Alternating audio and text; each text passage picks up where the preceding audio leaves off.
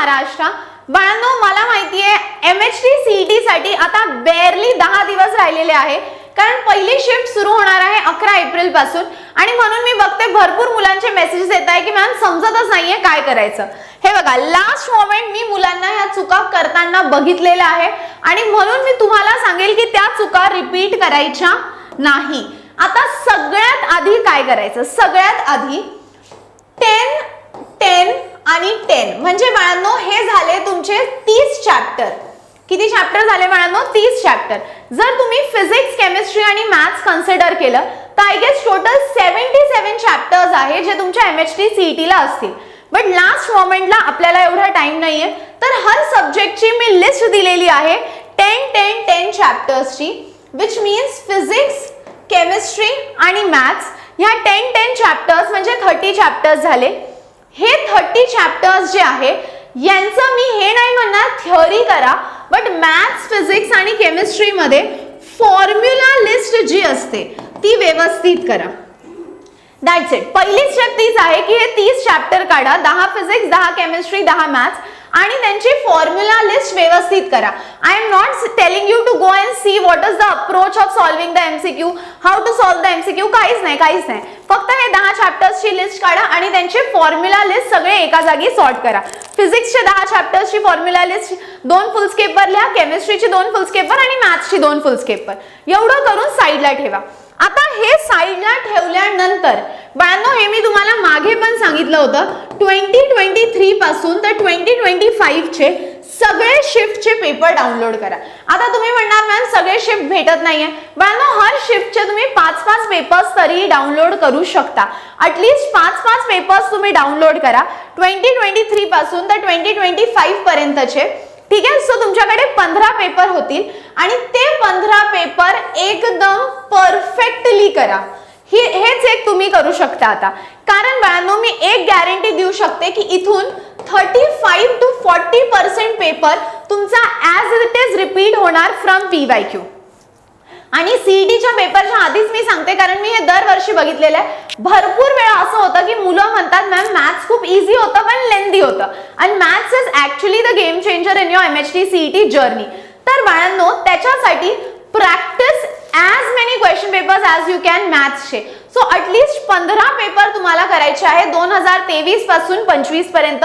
What you shouldn't be doing at this point of time is learning or revising anything new. Never use your boards K notes जो आपने boards के लिए बनाए थे, वो notes बिल्कुल भी आपको यूज नहीं करने हैं, क्योंकि those were all theory notes और अभी हमारे पास इतना टाइम नहीं है कि हम इतनी थ्योरी पढ़ते बैठे. So do not use those boards notes.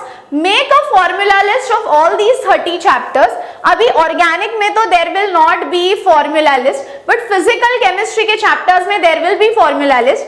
So physics की सारी फॉर्मूला लिस्ट, मैथ्स की सारी फॉर्मूला लिस्ट और केमिस्ट्री में फिजिकल केमिस्ट्री की फॉर्मूला लिस्ट. और ये 15 पेपर आपको अच्छे से करने हैं. अब CET में एक और चीज है यार, केमिस्ट्री बहुत स्कोरिंग होता है, तो वो 10 हाई वेटेड चैप्टर्स अच्छे से करो. उसके साथ P ब्लॉक यानी group 16, 17 and 18, and there is one more chapter which is D and F block. इसके लिए आपको NCERT पढ़ना ही पढ़ना है. There is no other option. NCERT बोल रही हूँ, महाराष्ट्र स्टेट बोर्ड की बुक पढ़ना ही पढ़ना है. ठीक है, there is no option. I wanted to say कि don't read, क्योंकि मैंने पता नहीं है कैसे कोई वीडियो देख लिया था, मेरी फीड में आया था, someone was saying कि NCERT पढ़ लो उससे क्वेश्चन आता है. So I wanted to say never use NCERT. अगर NCERT पढ़ना होता तो तुम JEE नीट दे रहे होते. ये महाराष्ट्र बोर्ड का एंट्रेंस एग्जाम है which is MHT CET. For JEE of course for inorganic you have to read NCERT. But for MHT CET तुमच्या महाराष्ट्र स्टेट बोर्डच्या टेक्स्टबुक मधून काहीच नाही येणार. तर जर तुम्हाला असं वाटत असेल की मॅम इनऑर्गॅनिक खूप डिटेल येतं, तर बाळांनो नाही. महाराष्ट्र स्टेट बोर्डच्या टेक्स्टबुकच्या बाहेरून काही येत नाही, NCERT मधूनही काही येत नाही. गपचूप महाराष्ट्र स्टेटची बुक एकदम छानून काढायची, त्याच्यातले डू यू नो चे बॉक्सेस, ऍक्टिव्हिटीचे बॉक्सेस, ग्रुप 16, 17, 18 आणि D आणि F ब्लॉक तिकडून टेक्स्टबुक मधून वाचा. सो स्टेप 1 फॉर्म्युला लिस्ट बनवा 30 चॅप्टर्सची. स्टेप 2, 15 पेपर डाउनलोड करा आणि ते थरली सॉल्व्ह करा. आणि because chemistry is very scoring, या 2 चॅप्टर्स साठी महाराष्ट्र स्टेट बोर्डची टेक्स्टबुक वाचा. जर टाइम मिळालाच तर 11वीचा सुद्धा एक टॉपिक आहे एलिमेंट्स ऑफ ग्रुप 1 and 2. हे ऑप्शनल आहे कारण 11वी मधून एकच प्रश्न येणार आहे. ठीक आहे, सो त्या एका प्रश्नासाठी लास्ट मोमेंटला आपण इतका टाइम नाही घालू शकत. So this is optional. If you get time you read it, if you don't get time it is absolutely fine. त्यानंतर बाळांनो, मॅम ऑर्गॅनिक, तर बाळांनो ऑर्गॅनिक वर 18 ते 20 प्रश्न येतात आणि हे 18 ते 20 प्रश्न मी तुमच्याकडून करून घेणार आहे. फक्त एक छोटासा चेंज आहे.